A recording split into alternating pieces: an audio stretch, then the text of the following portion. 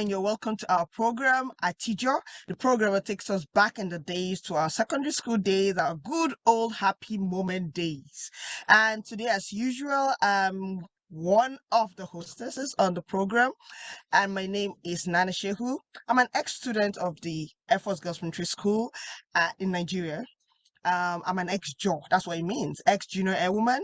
And my NAF number is 88/0182. I'm here with Oga Kayode as usual, but I'll just allow him to introduce himself. Now, for those of you who wonder, why do I keep saying Oga? Let me say it once again. Your Oga, anybody ahead of you whose NAF number comes before yours is your senior, and you call your senior Oga or senior this or senior that. So your senior is your senior even in heaven. So forget we've been out of the school for decades. He's still Ogaki to me. So Ogaki, over to you. Hello, good morning. Welcome to your favorite show at Exjam. My name is Kayode Atobatele. I am AFMS 82/248. I am an ex-junior airman of the Air Force Military School in Jars. Welcome. Okay. Thank you, Ogaki, for being part of the program as usual.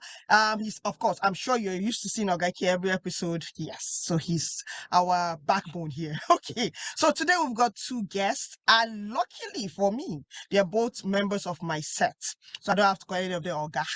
Okay, so we have a lady and a gentleman, and because they're of both sets, normally we call the higher set, the most senior set member first, but because they are mates, we're going to do ladies and gentlemen now. So the lady first, we've got Mrs. Yvonne Ologbo, and she's the current vice president of the Afghan, which is the of Afghan International, which I guess she will explain by herself. So Yvonne, go ahead, tell us more about yourself. Hello, good afternoon. Thank you. My name is Yvonne, Mrs. Yvonne Ologbo. I used to be Yvonne Opuwari. And I'm of the 88 set of the Air Force Girls Military School. Gosh, I feel old. So 88/0174 was my NAF number. So my NAF number was before Nana's own. So somehow I'm her senior, by default. I'm the current Vice Chair International of Air Force Girls Alumni Association of Nigeria. So what I do is I look after every Afghan member or every ex-Jaw that lives outside Nigeria, that lives in the diaspora, be it Niger, be it Australia, New Zealand, be it Mali, wherever they live, be it in India, Pakistan, they come under my radar. So I look after every one of them. Yeah. Okay, so but what do you do? Maybe you want to tell people what you do? Okay, currently, You're 9 to 5? I live in the United Kingdom, somewhere in the West Midlands, and I work in the NHS as a patient admin manager. So in trauma and orthopedics and plastics. So I look after the admin staff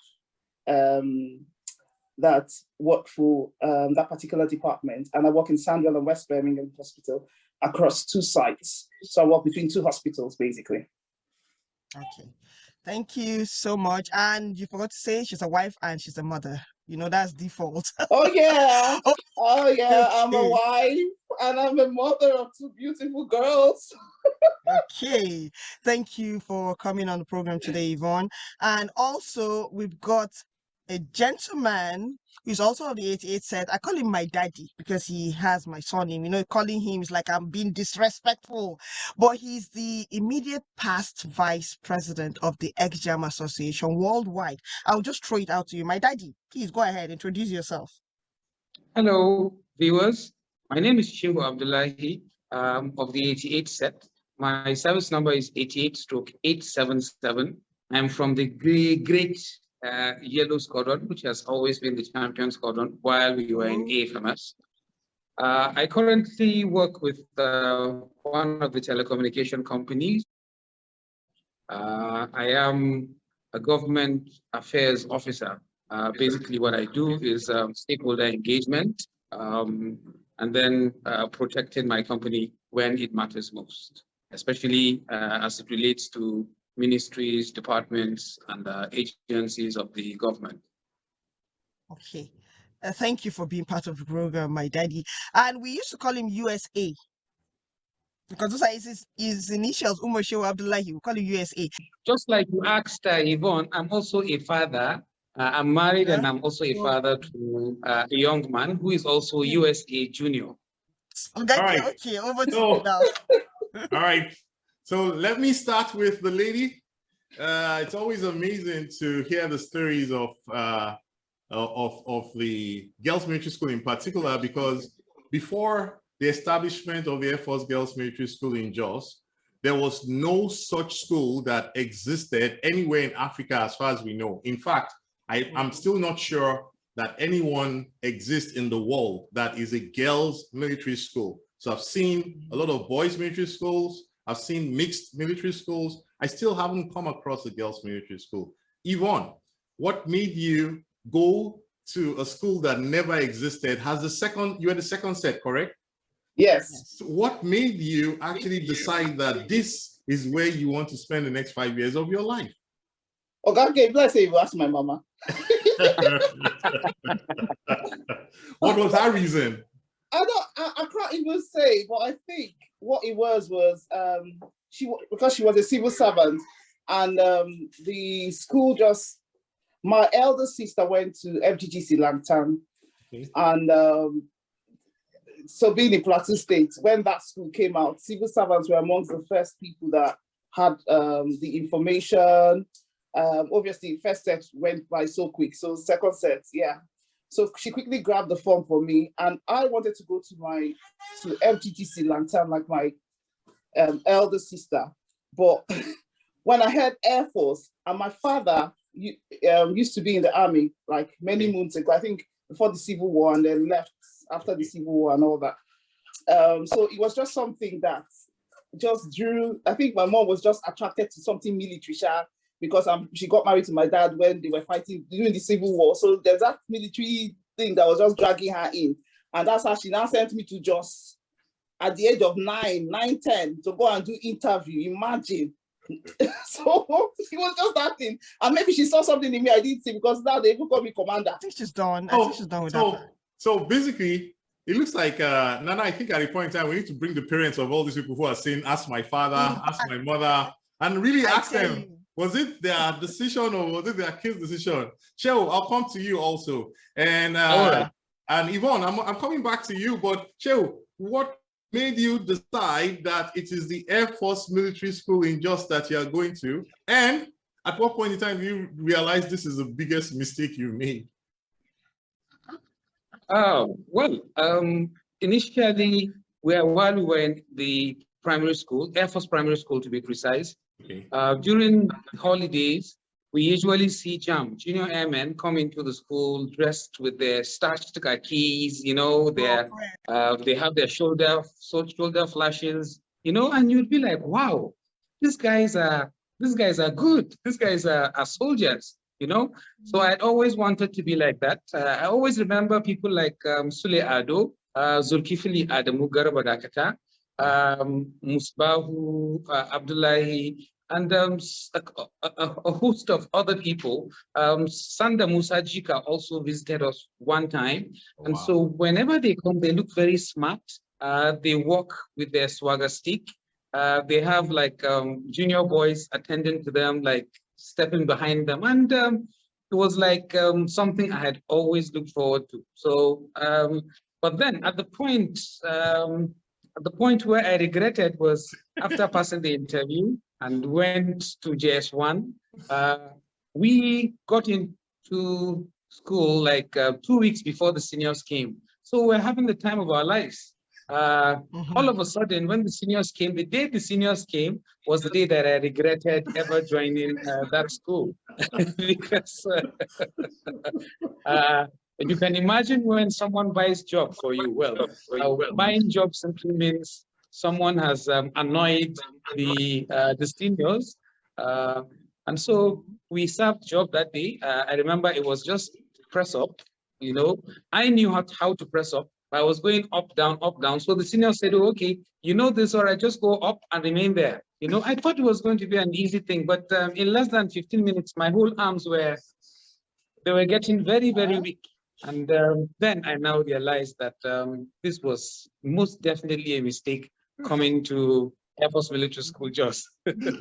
Yvonne, when did you decide, when did you discover, because at every point in time, almost everybody has that point, you know, you're a civilian. So you really, all you see initially is that whole smartness, the uniform. You don't know what went into building what you see. So when the process of building starts, I think everybody comes to a point where they're like, yeah, this is a real bad idea. At what point in time, Yvonne, did you realize your life has completely changed? I don't think I ever regretted, to be honest, because I think I was one of those people who were just pushing and going, and I just didn't care. You know, nothing for me. It was just part of the only thing that I think. Let me just say, what was my sort of regret was I had an uncle who was in the army in Jos. So because I had that uncle in Jos and my parents live in Port Harcourt, all those short holidays, I didn't have the luxury of going back home to Port Harcourt. And I had to stay with my uncle at Rukuba Barracks in Jos. That was the regret. Every time that thought comes to my head, I'll be like, I will not go home. I'll not have to stay. You know, all those 2 weeks holiday that when you think of, by the time you get to Port Harcourt, it's 1 week, you just have only 1 week, and you start coming back. Around again. And so it was just that whole, you know, that travel drama and all that. So for me, that was the regret. But aside that, honestly, I think I was catching cruise in Gamus. I don't know, I was just catching cruise. And with people like that have coconut head like Nana, I just couldn't help it but catch cruise. Amazing. This is really interesting. It's a good thing I'm the host of the program, so I won't retaliate. It's interesting that some people actually have your stories, because I always assume that, you know, when, especially what Shehu was describing, the news set comes in before, and then, you know, the seniors come and then they basically turn your lives upside down that night. You know, it's suddenly that night you realize you just signed up for the military.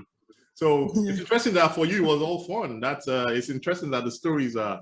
Okay, I said job. Oh, it's not as if I didn't self job. I said job. But you enjoyed it. No, I didn't enjoy job, but I had one. There's something about me that I think there was an entertainment dodging part of me. So I used to use song or one kind of thing that just entertain them, and that used to capture them. For some reason, I don't know how I was able to, you know, fall out of issues. Escape being I consistently escaped. And then I tagged along one of the very, she was the junior RSM. She became my school mother at that time. Yeah. So, you know, hey, I was like, she will not let you touch me. You're the junior RSM's Amina Mohammed. Okay. Yeah. And because at that time, before you go ahead, I want to quickly say this.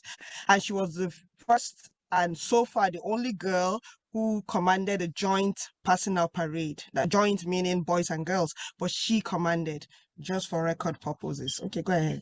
Yeah, so at that time when we were in JS1, she was the dining hall prefect. And small me, I loved food. You know that growing up, I was proper gully. I did chop. So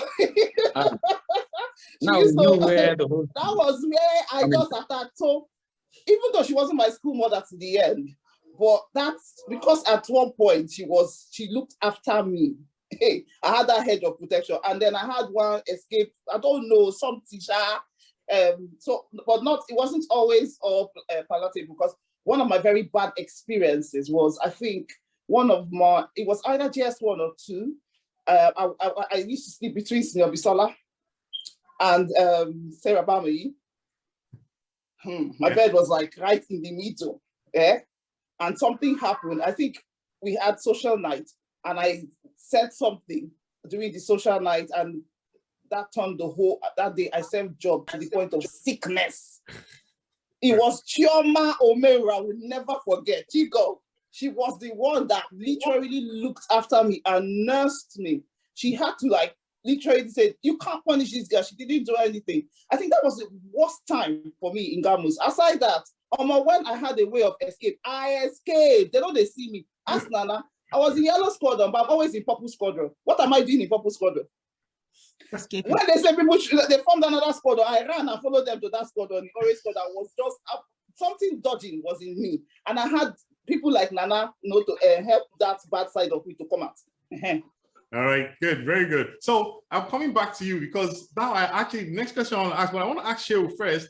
Shehu, of your whole experience in AFMS, right? What would you say has actually become a source of strength for you after AFMS that you've used to basically overcome situations in your life after AFMS?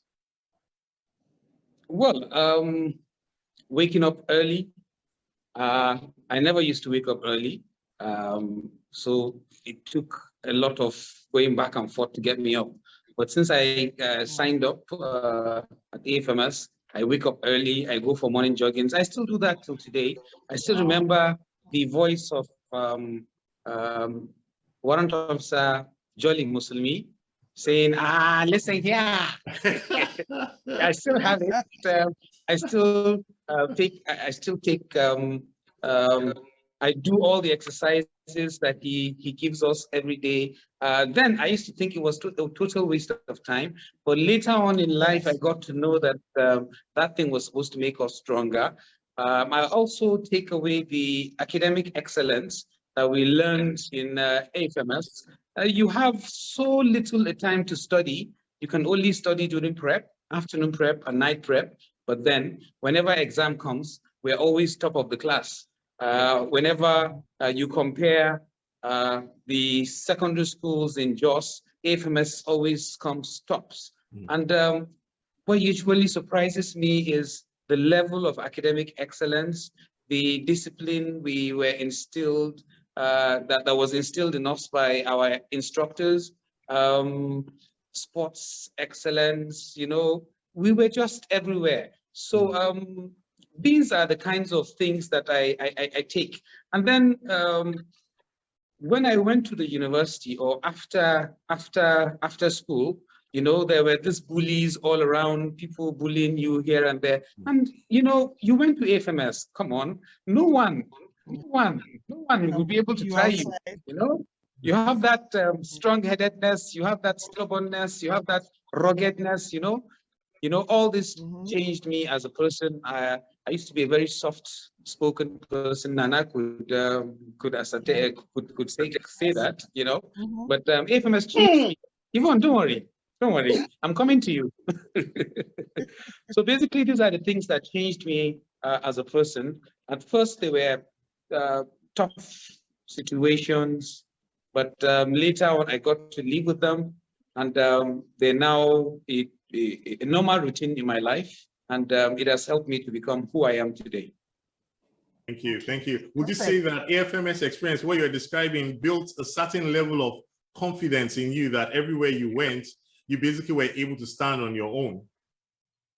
Yes, exactly. That confidence, that fact that you have to know every senior by name, you have to know everyone in the school by name, that helped me a lot. Because right now what I do is more or less a networking thing. Whenever there is an issue, all the company needs to do is just say, okay, Shehu, get us one person or get us someone in this ministry or department or agency. I have always kept people's names in my head, rather. I've always looked forward to meeting new people, finding out more from them, listening to them. So the networking aspect has helped me a lot. It has given me confidence. I can stand everywhere I am and express myself without any fear coming from any quarter. Yeah. So yes, it did. It shaped me a lot. Awesome. Thank you so much. Yvonne, it looks like you already you developed a defensive mechanism early on. How did your ability to navigate the difficult terrain of the girls' military school, how has it helped you in life? How has it helped me in life? I don't even know. I think one of the things is when you find yourself in the place of leadership, there's that thing about you that commands respect. Not you find a way to pull the crowd. I don't know if it's a skill that we got from our training. So you were trained to be good leaders, maybe? To be good leaders. So once you find yourself in that place, you want to lead by example. And then even when you're in the place of followership, the thing that comes to your head is obey before complain. Yes, true. You know, so yeah, that's one of the things that I can beat my chest and say, you know, helped me. And then I think another thing that HR Garba used to, you know, literally sing in our heads. So when I'm in the workplace, there's no compromises. I'm just, I live for my integrity. So I work for my integrity and I'm like focused on it. I go with this not pack mentality, but you know, we're a team, we're like one man down, everybody down. That sort of thing. And that's what it is with the military. You know, our weakest link. And if one person is weak, the whole team is weak. So we're as strong as the weakest link. So that's so it pushes you to want to strive to get better, to be better, and to like strive to excel. You strive to excel, basically, yeah, and make sure that your whole team, when they see you, the same quality you exhibit is the same quality with your whole team. Awesome. So that's how I can say I learned. Thank you for that. Okay, just a quick one there. Yes. Oga, before you say something, HR Garba is actually retired Air Commodore Habiba Ruth Garba. She was our first commandant in the Air Force Girls Military School, and she instilled so much in us because she stayed for a long time while we were there. That's the person Yvonne was referring to. Is she by any chance also the first one-star Air Force general in Nigeria? Yes, she was the first one-star Air Force general in Nigeria. And we're proud of her. Super. Yeah, I think at this point we should quickly take a break and we'll be right back. Remember, you're watching Exjam, the program that takes you back in time to your secondary school days, and we relive the experiences. Today, both of us hosts are ex-students of Air Force Military School and Air Force Girls Military School, and we've got guests from the same school. We'll be right back, don't go nowhere. But quickly, while you're waiting for us to return after the break, quickly subscribe if you've not subscribed already, and then like this video. I'm sure you like it already. So let's go. We'll be right back.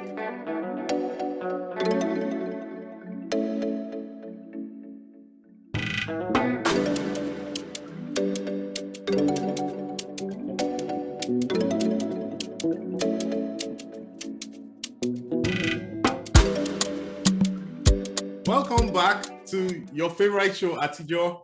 Now, I want to hand over to my colleague, Nana, to ask a couple of questions. Okay, so let's see what question am I going to ask now. Okay, before we go on, remember Exjam is the program you're watching. As he said, it's if you've not subscribed, it's a good time to press the subscription button to subscribe so that you get to see all our videos first and foremost, as fresh as they come out of the oven. Then again, like this video, and then we keep producing more contents for you. I'm an Exjaw. My name is Nana Shehu. I don't know, why do I keep saying that? I'm so proud of being an Exjaw. I guess that's it. I can't help myself. So anyway, I'm going to we have two guests on the program today. There's Shehu Umar and Shehu Umar Abdullahi, and there's Yvonne Jabin Ologbo, Mrs. Okay, so I'm going to throw the question out for Yvonne first. Yvonne, is there any experience that stood out for you, while you were in the Air Force Girls Military School, something that happened that you can remember as though it just happened just this minute, and sort of maybe it has an influence on you even like almost 30 years later? Can you share an experience with us like that? Oh, experience. I've got lots of experiences I can share.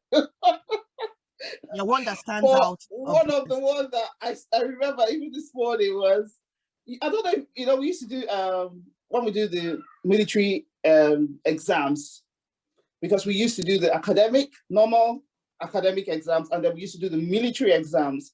So the military exams include the PE or PT, drill, we do drill tests, we do map reading, Air Force law, communication, blah, blah, blah, and all of it, internal IS. So I remember I was so determined in my heart that, you see that drill test, I must score 100%. I was desperate because if I don't have the physical ability to pass PT like other people, and maybe my head is not strong enough to pass, to get a certificate or to get an award for communication or any other of the military subject. Then that drill test, I will shine my boot, make sure my gaiters or my trouser is standing out like this, and then I will bang my katako. As Baba Ete always says. So those are the things that particular one, I remember that year. And I honestly, I think I topped the drill test. I scored, I think I got 100 or so. I was the highest anyways, because my boots, everything was on point, and I did not make any mistake in the drill test at all. I was literally perfect. And there was somebody that was all consistently with at the top. That was Hawa Usman. Hawa Nit. She was, in fact, that one, we took her neat because she was, when she irons her clothes like this, the gaiters we stand, she irons everything. So it's yeah, she irons even her shoelaces. Yes, we are aware. So for me, for me to beat her. If I don't beat her, anyway, I must beat her. And thankfully, that year I beat her. So that's one of the experiences. I was so determined, and for me, in my day-to-day life, if I'm determined, that comes to play. If you can do this, you can focus and make up your mind that this is where you're going. You can do it, no matter what. So nothing is too difficult for me to do as far as I'm concerned, because I remember I didn't have chance at all, but I got the chance and I got it. So for me, that was an outstanding, stupid, but it sounds silly, but honestly, when you reflect on it, that means in your life, there's no obstacle you can't overcome if you're determined to do it. Yeah. Thank you for sharing that. So let's hear from you, my daddy. Well, what I always remember is compass match. While we go for bush camp exercises, squadrons are being assigned points. We call them point-to-point compass match. And the key thing there was about teamwork. There is this squadron, Blue Squadron. Nana, that's your squadron, right? Yes, blue. Great blue. Whatever. So Blue Squadron had very good individual players, but they were very poor at teamwork. An incident that usually stands out is while we went for canoe camping, they had got their points. They had gotten to all their points, but they went beyond where they were supposed to stop, and so they were lost. So that day, all of us were made to serve putti on behalf of Blue Squadron because of the teamwork. It was supposed to be a team event. We're supposed to not only be champions individually, we're expected to be champions as a team. That's something that has always stuck to my head. That's something that I've always used as a yardstick to measure how far or how good I am doing at my workplace after AFMS. Teamwork has always been an outstanding thing that I work with. Yes, individually, if you do things individually, you might get the results, but it's just like you say, not without all for one for all, so teamwork, that's what I always remember, Thank you for sharing that. Thank you for sharing that. Now, this quickly, before I know I'm just going to share this little experience based on what you said. I remember one time I went for point-to-point match. Was somewhere in Jos, Sherry Hills. And a group of us got missing. Now, let me tell you how we got. Normally, you're not supposed to get missing in a point-to-point match because you're on a straight line and everything. But a number of us stopped. We ran out of. We used to have this canteen, this metal water bottle, and we ran out of water. So we stopped along the way. We saw a house and we asked for water. And then, members of our squadron were going ahead and saying, don't worry, we'll catch up with them. Of course, it's a straight line. So the boy then in the house, when we're about to take water from the well to drink, he said, it's dirty water now. You're going to fall sick. We felt ashamed. So he said, okay, there's boiled water in the house. He's going to give us some. Okay, so we waited. And he gave us the water and we drank, and we were going. That was a village boy telling us not to drink well water. We're going to fall sick. We felt so ashamed. So anyway, we went ahead and we found out that we couldn't find our mates anymore. They had gone far. One of us had a map with her.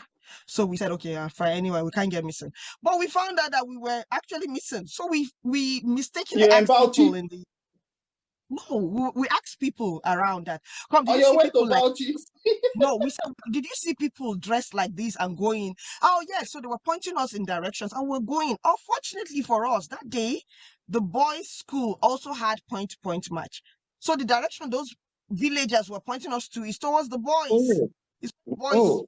passed. So we're going further away from our to find out. You know what? We got to one person again. We asked him, where? Where did they pass? And I said, they passed this way. They know, no, these are the boys. So we said, oh, they were boys. So I did not the same. The same.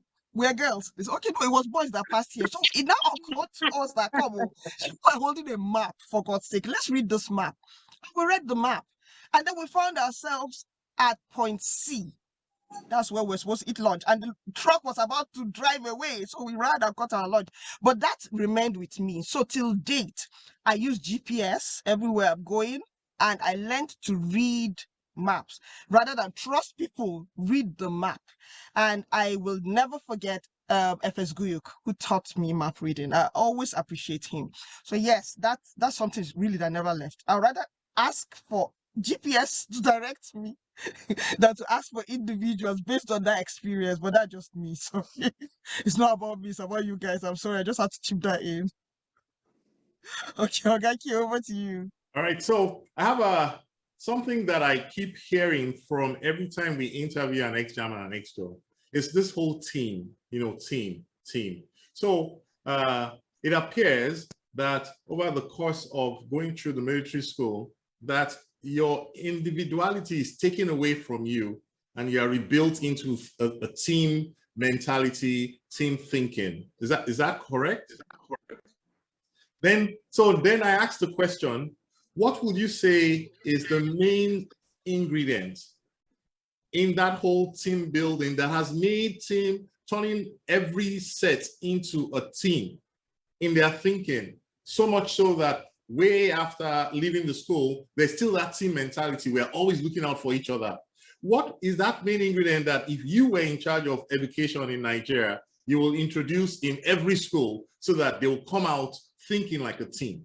I would say Shehu should answer first, and I'd like to hear Yvonne's point. Well, yes, I think it's an ingredient that is missing in a lot of ways, in our lives here in Nigeria, most especially. You see people do things individually, more individually than team. And I think if that should be inculcated into these school curriculums, or you have activities where you do team activities, they would stress the importance of doing things as a team. I know how hard and difficult it has been for us to raise money. Speaking about teamwork, after AFMS, 88 set met for the first time after 30 years. We came together, we raised money, and then we worked on the library. We spent millions of naira. That couldn't have been achieved without teamwork. And that is what has set a lot of us apart. That's what sets AFMS, and maybe to some extent some NMS boys, apart from the rest. In these military schools, you're being taught to see things differently, see things from the team angle, while in other schools, it's always individuality.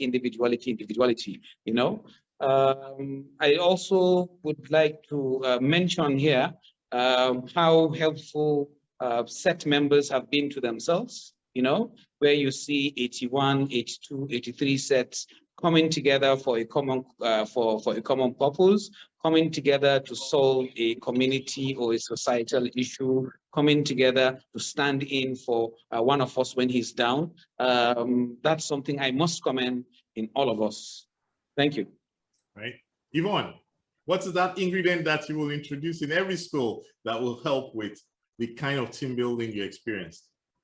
Okay, I think something about the military is we have a goal, we have a vision. So that vision is shared and everybody has that sense of, you got that, I don't want to call it compulsion, that you have to achieve, we've got a goal that we must, achieve. And that's why we come together in platoons. We don't come individually, we come together in like squadrons or in groups, basically. And we do things together to achieve our common goal. And because you have that, it's instilled in you from the onset. You can't just deviate. In the military, there's, when we're growing up, when we're in military school, we didn't know who was Muslim, Christian, even if there was ever, we had that sense of unity. There was just that unity that we had, that we looked beyond your name, your race, your whatever, your color. We just knew that we had a purpose and we were just there to fulfill that purpose. If we're to strive to excel, we will strive to excel. If we have to stand on that parade ground to march past, we had to do it. So we needed to fulfill that particular mission. And that's what it is in warfare. You know that you have to defeat the enemy. You all have that sense of purpose, and you must all work together, because anything outside that, you lose. So for me, if every institution will instill that their vision, their mission into the heart of the students, or even at the workplace, you see that everybody's working to achieve that goal, and then there will be that team spirit, not competition, but team spirit. Awesome. Thank you very much. Ogache, let me just quickly say something at this point too, because you were saying if individuals, if we were to add an ingredient or something, I think left for me, the first thing that comes to my mind is blanket punishment. I mean, you get it, you are safe. You don't get it, I don't care who did it. But basically, I think what is missing in any other place outside the military school is that they see people as individuals. When we're in military school, they saw us as, you are from this squadron, you are from this set. It doesn't matter what I don't even want to know your name. All I know, you are 88 set, you are blue squadron. So if something goes wrong, it's blue squadron that is wrong. It's 88 set that is wrong. It's not Nana Shehu that is wrong. I think that's what every school, I think, should even look at the group, not the individual. So in that way, knowing that 88 said, knowing that I can put them in trouble, they'll make sure I don't put them in trouble. They'll make sure I told the line. So everybody's watching out for each other, because we want to excel together. Nobody wants to serve job because of one person, So that's it. It gives us that team spirit. That's what helped us then, I think. And I think if they're to do it now, it will still help. Because that reminds me, Nana, you remember, I'm not going to call it set. There was a set because one girl, some girls are receiving letter from some boys that belong to some people. That particular set had to send jobs, seriously. It's said now, where the job. Don't talk. You all know those were letters. Okay. I think I remember those. Those were the letters. We're always buying job. Okay, let's quickly take a break here. I was actually a courier man.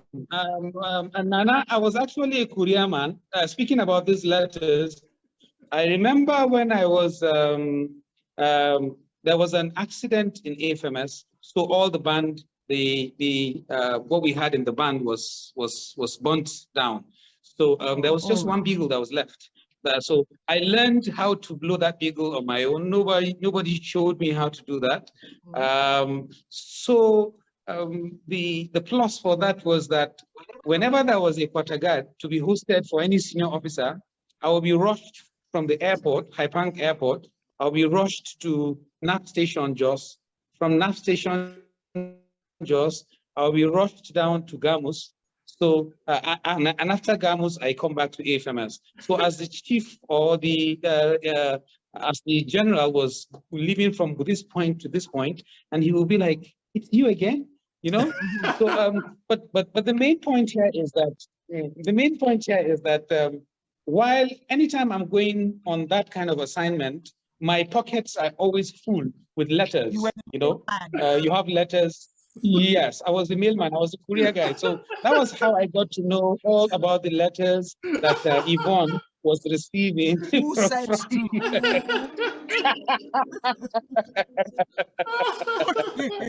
Okay, we're going to touch on that off camera. We're going to continue that off camera, but let's quickly take a break. We'll be right back. Remember, you're listening to you'll be watching at Exjam.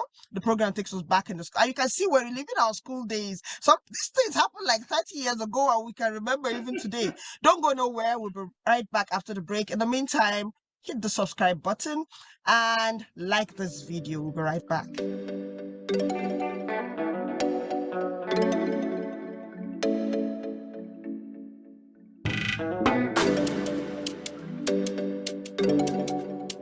Back to your favorite show at Exjaw, and now I'm handing over to Nana for some more questions to our guests. Okay, now we're in the fun fact part of the program, and I'll throw it out to you first, my daddy. I'm talking about Shehu Abdullahi. Now, can you tell us maybe something on in school? Oh no, let me paraphrase. Let me change that. Can you tell us what instructor or teacher? I know we had military instructors and we had civilian, teachers who taught us academics. But can you remember any of them who really made your life fun while you were in school? Maybe the way he taught you something, or the way something. Just tell us something about a fun teacher you had. Okay, Yvonne, why don't you take that part first? Then we'll get back to him. I was just thinking about the fun thing. Or fun teacher, is it? Is it fun teacher? For me, the fun part of Gamus was Who Know the Bubble Night. Okay, you're talking about the fun part now, not the teacher? Yeah, the fun part of it is, Okay. when we organized we had our own special show. We used to call, we were called Another BAM Creation, ABC. Nana was a part of it. Just forget all these innocent things that people do. It was a theater group. So we used to do our own shows. And we used to, what the highlight of it was Who Know the Bubble Show, So we used to dance. For me, that was the highlight. I was a drummer, and then we just used to find a way to mix our own kind of songs and all that. So for me, that was the highlight, because it made me a star somehow. And when I used to do a lot of cultural dance, and particularly Igbo dance. So if you hear Yvonne move, they're telling me to fly. Finger your wings and fly. Because I used to do Igba or yo. So that, for me, it was the fun part of Gamus. Social teachers. nights.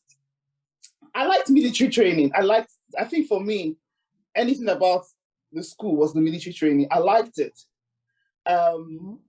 I can't say which of them was my favorite, but I liked the drill because I like to march. And it's interesting that during my NYC, I was one that commanded our passing out. Okay. Yeah. So you think that going to Air Force Girls Military School made you that? Yes, because I remember, I went in there and I remembered everything. All the parades, all the things they tell us on parade, all the command. And meanwhile in school, I did not command no parade. I was not even a sub guard. I was nothing. So you might be the backside, you might be the chief malingra in Gamus, but when you go to places like your NYS, you become a superstar. It just comes out. Yeah. Okay. Thank you very much. Let me just quickly say this. What was it? As you said, we had a theater troupe. It was called Another BAM Creation. But anyway, we'll talk about that. Shehu is back. Let's get to know the fun times you had in school. She talked about social night and talked about some. You didn't talk about the teachers, but we'll come back to you, Yvonne. Any teacher or instructor you can remember too that added fun to your life in Air Force Military School? Let's get to know about it. Yeah, sure. Okay, speaking about social events, I think there was this lady that was called to the stage.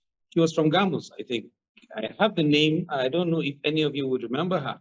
So she was called and she was asked, how would you prepare Gary? That's Eba. How would you prepare Gary? And she was like, all right, you put some water in the saucepan. You add some water. You add some water, and then you put some Gary, and then you boil. Oh, her name. Let's hear. If you So- to remember. Who is she? I remember. No, I wouldn't say that. Yeah, don't say, don't say. I remember. I But the remember. first name is Kemi. Is Kemi. Then for instructors, you know, I can never forget Okafor, who made us very good in math. People like Gumi, who was outstanding. Gumi would come to the class. He never used to have a note, and the note he would give you in this class would be the same note he would give across all the whole classes. It was because of him What did he teach I you? took an Sorry. interest in What did he geography. teach you? Geography. Okay. And you know how Okay. wide geography is, so he gets Yes. these things from his head. It was because of him I developed an interest in geography, and I studied geography in the university. We also have remember. other instructors like drill instructors like Sir F.S. Musa. So this day, F.S. Musa was on the parade ground and he was demonstrating something to us. And the officer was telling him, no, Musa, it's supposed to be 1, 2, 3, 4, and then halt. Musa was like, no, it's 1, 2, and halt. Then he says, Musa, that was not the way I was trained in the academy. That was not the way I was taught in the academy. Musa said, sir, I was not taught, I was trained.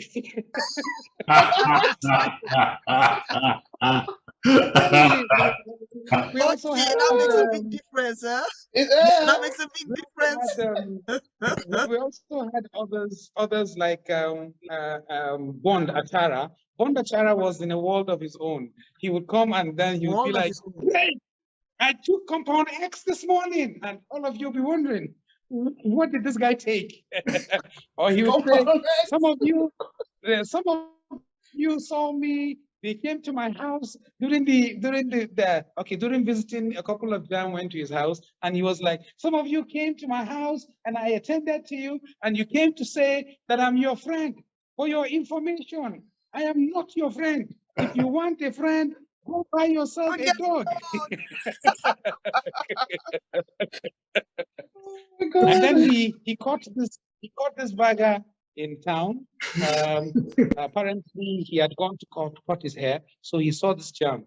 He said, so he came to the parade ground, full of drama, full of action, and he was like, I saw this jam in town, and I called him, and the useless bagger was eyeballing me. Then there are people like BC Ojebola. BC Ojebola got a couple of jam in town, and he called them. He was asking them questions. He knew they were junior airmen, but they didn't want to tell him. So he said, "Oh, okay, you are not junior." And they said, "No, Wait, they sneaked out of school. They sneaked out of school. It's interesting actually that as he mentions those instructors, I actually remember them. So I remember Gumi as a flying officer. They came in about the time we were leaving our final year. And I remember him as a geography teacher. And Okafor that he mentioned was actually a civilian instructor when we were in our final year, and I think later on he became commissioned and stayed in AFMS for a very long time. And he went on to get a PhD and now lectures in the Nigerian Defense Academy in mathematics. Yes, so he's been very instrumental to breaking maths down for generations. You know? But are you back, Shehu? Yeah. Okay. Yes, I am back. Yeah, so continue. You were breaking. I am back. So BC Ojebola, flight lieutenant of Ojebola, he was a flight lieutenant then. He was OC students wing. So he went to town. He saw this jam, and then he called them. He asked them whether they were jam. They were now speaking Hausa. They weren't even speaking English. They were like, minini. So he now said, oh, okay, you are not jam. Okay, carry on. They all banged and said, permission to carry on, sir. Said, all right. And that was how he got them. Oh my It's in goodness. blood. You have to take permission. You Yeah, can't and then take, we also you have cannot take the we also, military training from an exam. yes, no, you can't, you can't, you can't, Mhm. you know. And then there were other instructors, people like Gasket, who would now be he'll be speaking so much grammar that you wouldn't understand what this guy means. You'd be like, "You, I saw you here, I saw you here. Are you twice?" Huh? Nowadays. I read that one. Nowadays. Or, or your bucket is missing. If you see your bucket, will you resemble it? You know.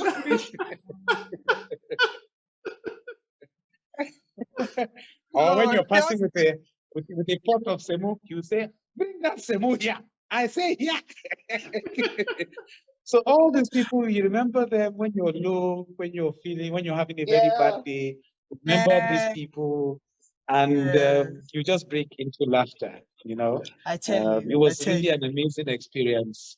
And I also must commend the organizers of this show for bringing up this show to relive these memories that we once had. We hope there will be more and more people coming onto the show, giving us their experiences. We also hope that the younger sets from O1, O2, O3 would also be invited so that we could learn from their experiences. Thank you very much for the opportunity once again. Thank you too.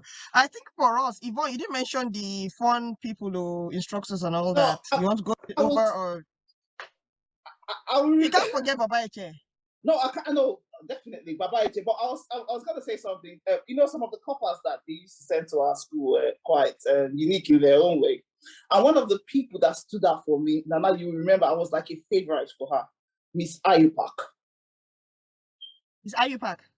Yes, Miss Oti Emabo. I'll never forget We, her. in fact, we don't remember her name. We just remember her as Miss Miss Ayupak. She Ayupak. taught us Ayupak names. She taught us integrated science in JS3 Integrated or so. science. And the Ayupak name for H2SO4 is Miss Yeah, Ayupak. yeah. So you know, I wish I could see that woman. I just love that. That copper she stands out forever. Her name, her everything we remember, remain with me. And then I was just one of those, you know, like I said, I get into trouble, Sha. No, Like when we go to go and about climb tree and to go and pluck instructors. mango. No, the instructors, But the instructors, I will never forget Sergeant Musa, who taught us drill with Baba Eche. Baba Eche, oh my goodness. And, he was just completely in his own world. Guyuk, FS Guyuk, who also taught us map reading. You know, we did weapon training. There's some other military, the ones that taught us weapon training and field training. Then another officer that stood up for me was, he was then Flight Lieutenant Tamba. SM Tamba. SM Tamba. When you hear his name, he was the CI military. When you hear his SM Tamba. It's like ga. Then for the female officers, you know what? There were KZ. Once KZ comes, you know, yeah, you know. Nicknames. Mubo. Auntie Mubo. Auntie Mubo. And Okoro. Then the ones that left, like Mamiso of blessed memory, she became Amedu, and Umpong, who became Edet, and Musa, JP Musa. You know, it just when you remember them, it gives you, you know, pleasant memories, but mixed feelings, if you know what I mean. Yeah. Because you can't just get into trouble with them. And some of the things that we, you know, somehow we used to do out of our mischief, you can now see why they were the way they were. Because I remember one time I didn't want to go for prep, and I went and followed some of my friends. With one is here in this group with us. So I followed them to dodge prep, and I went and I stayed inside because I was always in Purple Squadron, like I said, and I was in their room. So this officer now came to catch us, and I followed them to jump window. Naturally, man. You run. Thou As shalt good not as be I caught. was, you know that I was not qualified. And if I know Sabi, I was too good. My skirt just hung. I'll never Yeah. forget. I And we was had hanging in realized the air. we had gone far. Oh my God. We were used to dodging. Okay. Now, you know, thinking back now, I remember the snake story with Mr. Alamin. In the You when know, we went saying for agriculture. Mr. Alamin was our agricultural teacher when we were in GS3, and he was a civilian. So while we were in the field, one of us, Selvian, um, saw a snake, a large snake, and she said, "That's a snake." Of course, nobody believed her. We just continued, digging our ridges and all. Then she kept saying, "That's a snake," but nobody believed her. So she took a stone and hit it. So it weakened the snake, very large snake. And next thing we saw the snake thrashing around because of the way Salbian hit its head with a large stone. She had broken the head. So we all saw the snake very loud. We started running. We ran to meet Mr. Alamin. Mr. Alamin, snake. He said, "You guys are the soldiers. Me, I'm a civilian." So,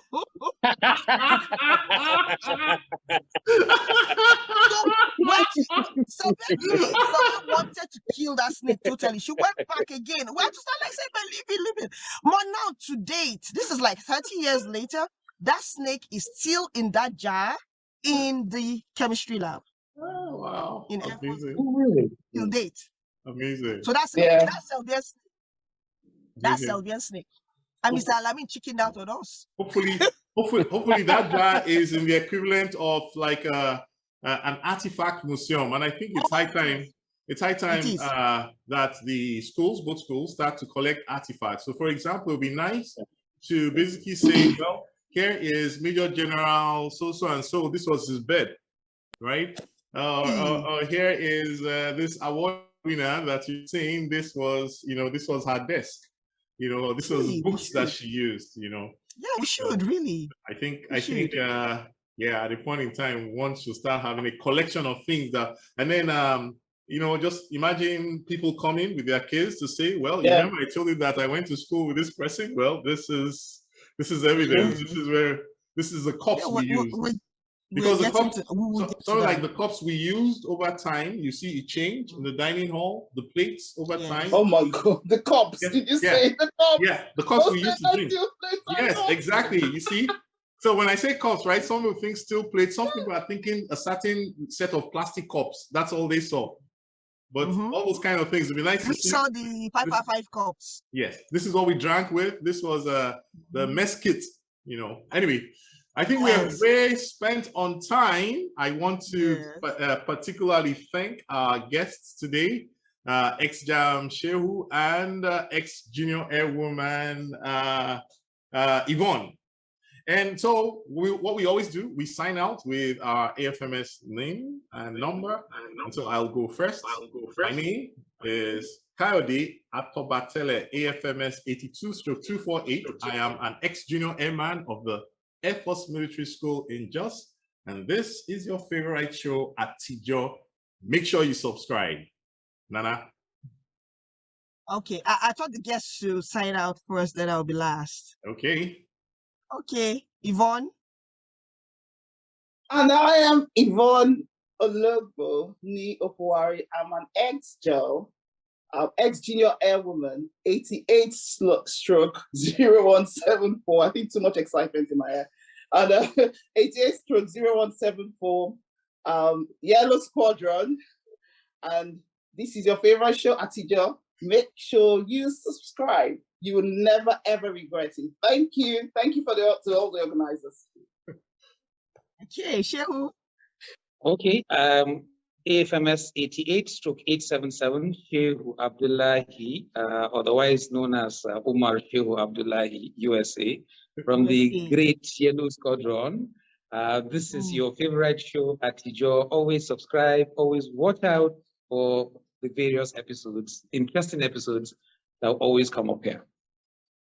Thank you. Thank you so much. Hey, so thank you all for being part of the program today. I hope you'll be with us again next time.